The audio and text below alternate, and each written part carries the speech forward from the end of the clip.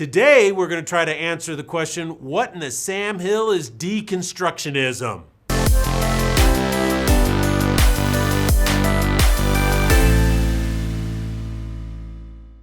Hello, Salty Pastor listeners. We're doing something very special this week, and to start it off, I'm going to ask you a question. We have been studying with Pastor Harv the idea of finding your way home, finding community and actually finding a place to be home, not just a house that you live in, but actually a home, a community and a life that is actually filling and worthwhile in living.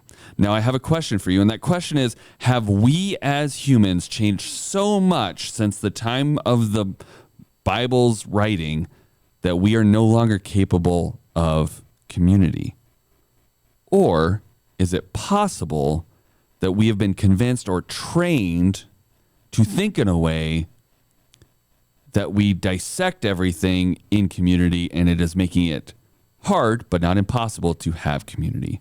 Is it this training that has convinced us that we cannot do community, even though it may just be the way we're thinking about how people are supposed to interact or how community is supposed to work, and deconstructing it down when we really should be leaning into it to live happier, fuller lives and find our way home?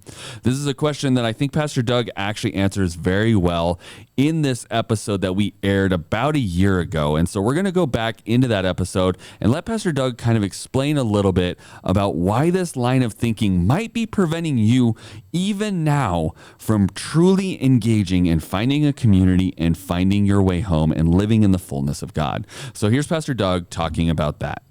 Hello. Dr. Douglas Peak here, the Salty Pastor, and this is a Salty Pastor special. These are designed to help you on board with the Salty Pastor in order to get the most out of it without having to listen to over 100 previous episodes. We're calling it What in the Sam Hill series.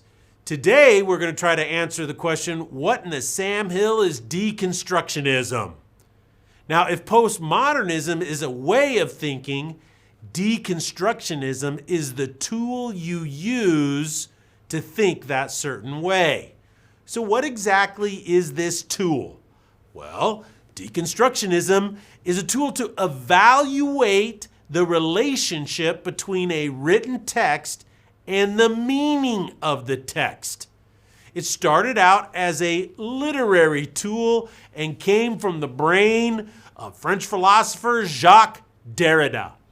He was a philosopher who was French, but he was raised in a Jewish community located in northern Africa in the 40s and early 50s.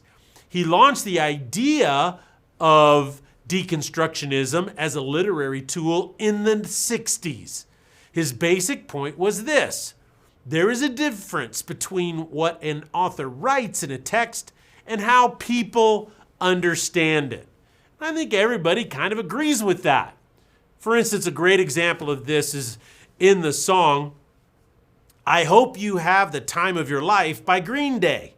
It was released in the late 90s. It had a real catchy tune. It was super popular. So young couples started wanting it played at their wedding ceremonies. Many were shocked to know that the song was actually a good riddance kind of a song, not a love song at all. So this is an example of what was written and how people understood what was written completely differently. Now, Derrida wanted to understand why this happens. So he came up with his idea of deconstructionism. And here is how it works. When you read a text, you assume there are internal discrepancies within it. That's another way of saying contradictions. So, if you break the text down to its basic forms of language, this is the process of deconstruction, then you can find all the different ways it can be read, understood, or applied. And guess what? All of these options are true. Because it doesn't matter what the author meant, what matters is what you think it means. Therefore, when an author writes a text, there's no way to actually know the ultimate meaning of what the author wrote. There is no secure truth. That's a term he used. So Derrida's point was that in order to communicate what you mean to another person, you need to continually add modifiers. For instance, something like this. You say to someone, I have a dog. They say, really? What kind? I have a yellow lab. Really? What size? Well, it's the runt of the litter, so it's small, only 55 pounds. Well, you can kind of see the point. What Derrida proposed was no matter how many descriptors you use, the other person will never know exactly who your dog really is or what it really looks like. So this led to Derrida's conclusion that language is unable to accurately communicate any truth.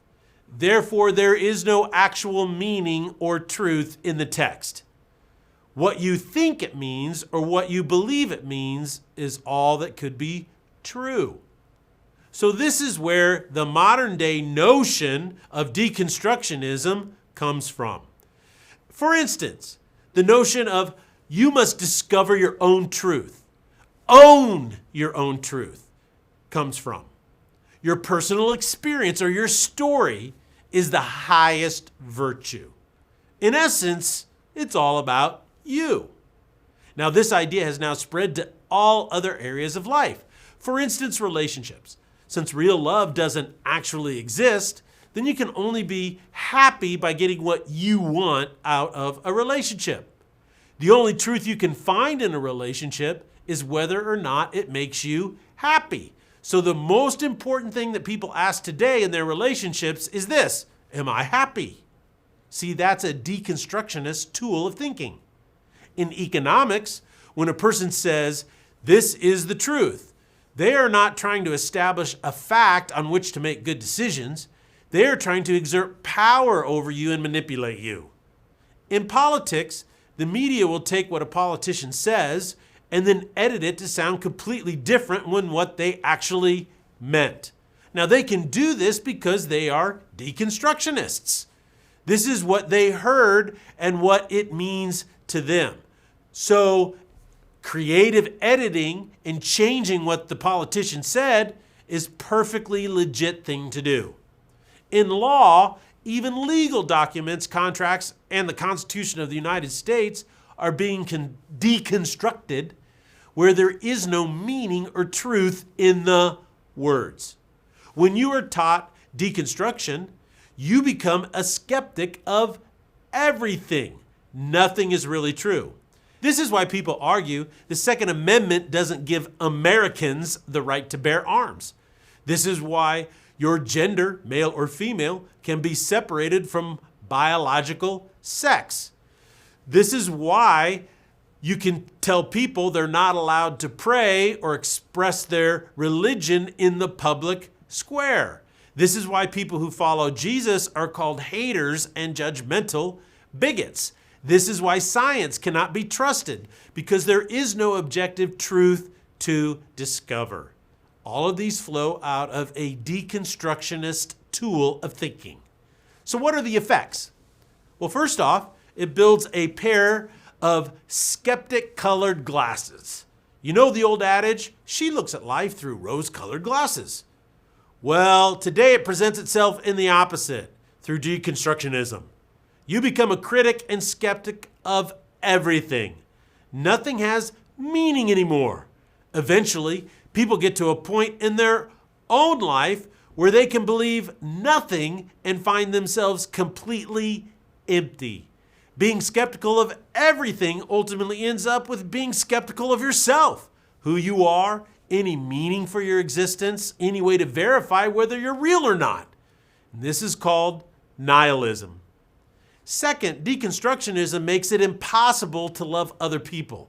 It literally is the toxicity or the chemotherapy of love. It kills it at every single level. This is, of course, a brief overview of deconstructionism and how it impacts your life.